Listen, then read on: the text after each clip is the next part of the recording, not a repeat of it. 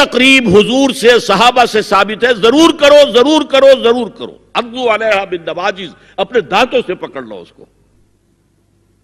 اور جو تقریب ثابت نہیں حضور سے اور صحابہ سے، یقیناً یہ کہیں باہر سے آئی ہے۔ یا تو ہمارا خاندانی پس منظر جو ہے، اکثر تو ہندوؤں سے مسلمان ہوئے، وہ سادات ہوں، صدیقی ہوں، فاروقی ہوں، عثمانی ہوں، وہی ہے نا جو باہر سے آئے تھے، باقی تو اکثریت یہیں سے، وہ اپنا ہندوانہ پس منظر لے کر آئے۔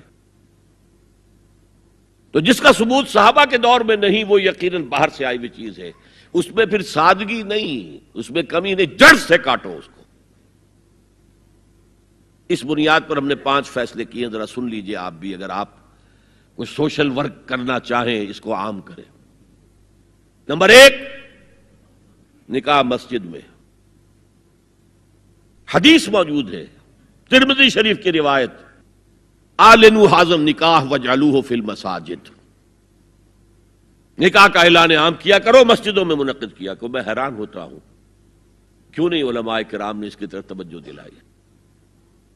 حدیث ہے، ہاں میں مانتا ہوں ان کا کہنا یہ ہے کہ یہ یہاں جو امر ہے کہ مسجد میں منعقد کرو، یہ امر وجوب کے لیے نہیں ہے، استحباب کے لیے، مستحب ہے یہ کہ مسجد میں۔ تو بھائی مستحب کیوں چھوڑ رہے ہو تم؟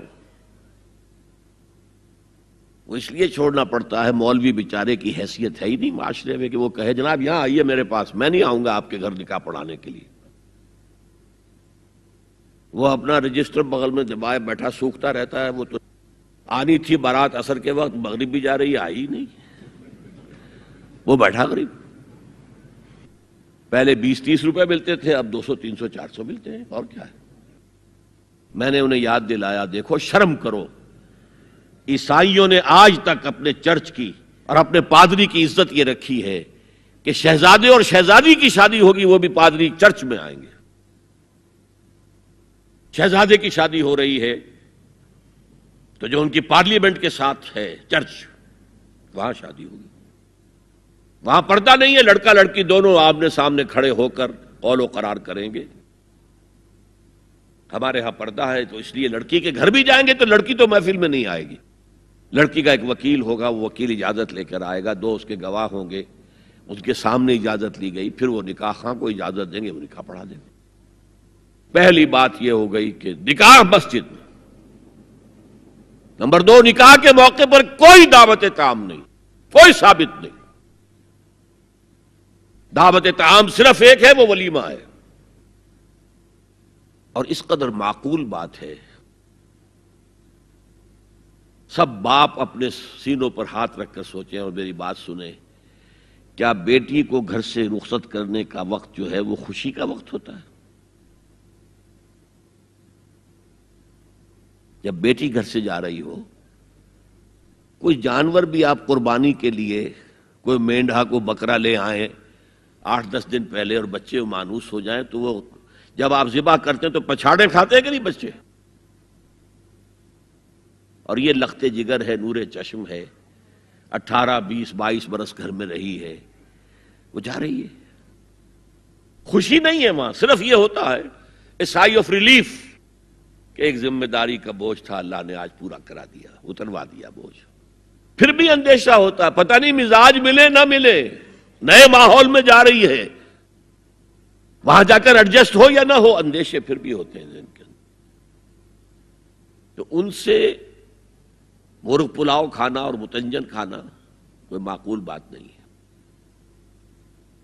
معقول بات کیا ہے؟ لڑکا، اس کا گھر آباد ہوا ہے، وہ ولیمہ کرے، اس پر باقاعدہ حدیث اولبو ولو بشاۃ، ولیمہ ضرور کرو چاہے ایک ہی بکری ہو تمہارے پاس، ذبح کرو، کاٹو، کھلاؤ گوشت اپنے دوستوں کو، احباب کو۔ یہاں تک کہا کہ بیس طعام طعام الولیمہ، برا کھانا ہے ولیمے کا کہ اس میں غریبوں کو نہیں بلایا جاتا۔ ظاہر بات ہے مسلی کھلانے کے لیے تو ولیمہ نہیں ہوتا، اپنے احباب کو، دوستوں کو بلایا جاتا ہے۔ پھر بھی میں تم سے کہتا ہوں کہ جسے ولیمے کے لیے بلایا جائے وہ اگر نہیں جائے گا تو اللہ اور اس کے رسول کے حکم کی نافرمانی کرے۔ تو جس رسول نے اتنی تفصیل سے حکم دیا ہو ایک دعوت کا، وہ دوسری دعوت میں بھی خیر ہوتا نہ بیان کرتا؟ جب نکاح مسجد میں اور کوئی دعوت طعام نہیں تو بارات کا تصور خلاص. بارات کس بلا کا نام ہے؟ قرآن میں تو کوئی ذکر ہی نہیں، عربی میں یہ لفظ ہی نہیں. اجتماع طرفین مسجد میں ہوا، نکاح ہوا. لڑکی کو، حضرت فاطمہ کو رضی اللہ تعالی عنہا، کچھ خواتین جا کر چھوڑ آئی تھی اس حجرے میں جو ایک انصاری صحابی نے حضرت علی کو دیا تھا. ان کا تو کوئی گھر بھی نہیں تھا. کوئی حضرت علی آئے ہوں اور آ کر وداع کرا کے لے کے گئے ہوں، کچھ بھی نہیں. چوتھی چیز، جہیز کا کوئی تصور اسلام میں نہیں. خالص ہندوانہ رسم، خالص ہندوانہ رسم، خالص ہندوانہ رسم. ہندوؤں میں کیوں ہے؟ وہ اس لیے ہے، معقول بات ہے کہ لڑکی کا وراثت میں کوئی حصہ ہے ہی نہیں. وہ تو جب گھر سے نکل رہی ہے کچھ دے دلا کے رخصت کر دو. دان دہیج یہ خیرات ہے، لڑکی کا حق کوئی نہیں ہے گھر پر. اسلام میں تو لڑکی وارث ہے. والد فوت ہوں گے، وراثت تقسیم ہوگی. والدہ فوت ہوں گی، کوئی ان کی ہے ملکیت، وہ تقسیم ہوگی. شادی کے موقع پر کوئی جہیز اسلام میں نہیں، قطعاً نہیں. غلطی سے حضرت فاطمہ کے جہیز کو جہیز کہہ دیا گیا. وہ جہیز کیا تھا؟ ایک پیسہ بھی حضور کے اپنی جیب سے نہیں تھا.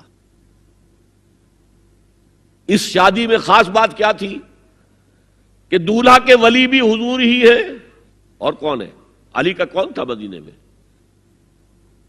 اور دلہن کے والد بھی حضور ہیں. اب حضور پوچھتے ہیں حضرت علی سے، تمہارے پاس مہر دینے کے لیے کچھ ہے؟ عرض کیا میرے پاس تو کچھ نہیں. وہ فقراء صحابہ میں سے تھے. فرمایا مہر تو دینا ہے. تمہارے پاس ایک زرہ ہوتی تھی؟ جی ہاں زرہ تو ہے. انہوں نے یہ سمجھا زرہ تو جہاد کے لیے ہے، کوئی وہ دولت تو نہیں ہے. فرمایا جاؤ اسے بیچو یا گروی رکھ کے قرض لے کر آؤ. وہ گئے، حضرت عثمان نے خرید لی اور کچھ دنوں کے بعد واپس کر دی ہدیتاً. یہ زرہ میں ہدیہ آپ کو کر رہا ہوں.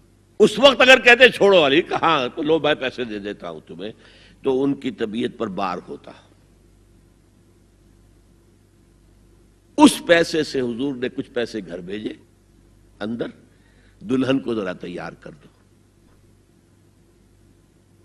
اور کچھ پیسوں سے وہ ایک گدا جس میں کھجور کی کھال بھری ہوئی تھی، اور 2 تکیے جس میں کھجور کی کھال بھری ہوئی تھی، ایک مشکیزہ، کنویں سے پانی تو لانا ہی ہے نا، ایک چکی، جو ہو یا گیہوں ہو پیسنا تو ہے نا، کوئی 1-2 برتن اور. اللہ اللہ خیر صلی اللہ. یہ تھا جسے جہیز کہتے ہیں، جس میں ایک پیسہ بھی حضور کا شامل نہیں ہے.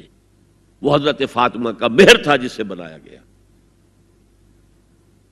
ورنہ مدینے ہی میں دوسری آپ کی صاحبزادی کا نکاح حضرت عثمان سے بھی ہوا. کہیں ذکر ہے جہیز کا؟ حضرت عثمان کا گھر بھرا ہوا، ہر چیزیں موجود، وہاں تو کسی جہیز کا تذکرہ نہیں. بہرحال یہ شادی کو آسان کرو، زنا کو مشکل بناؤ.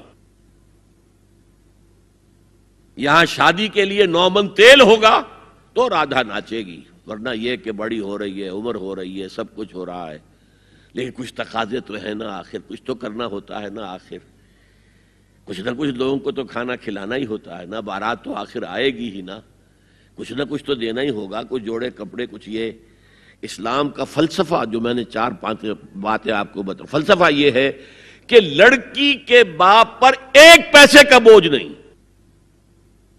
اس نے لڑکی پال پوس کے تمہارے حوالے کر دیا، اب اور کیا چاہتے ہو تم؟ سارا مرد آزماں، مرد آفرین، مرد کو چیلنج دیا ہے، تم مرد ہو، مہر تم دو گے. اور سب سے بڑھ کر کیا ہو رہا ہے آج کل بھی ہوتا ہے، وہ ہمارے ایک کچھ کام ہوتے ہیں اسلامی، وہ بھی ہے، کچھ وہی ہندوانہ پس منظر. نکاح کی محفل میں چھوارے کون لے کے آتا ہے؟ جی لڑکے والے. اور پلاؤ کن سے کھاتے ہیں؟ بھائی جس کو تمہیں مرغ پلاؤ کھلا رہا ہے وہ چھوارے نہیں بانٹ سکتا تھا؟ یہ ہے اسلام اور غیر اسلام کا امتزاج.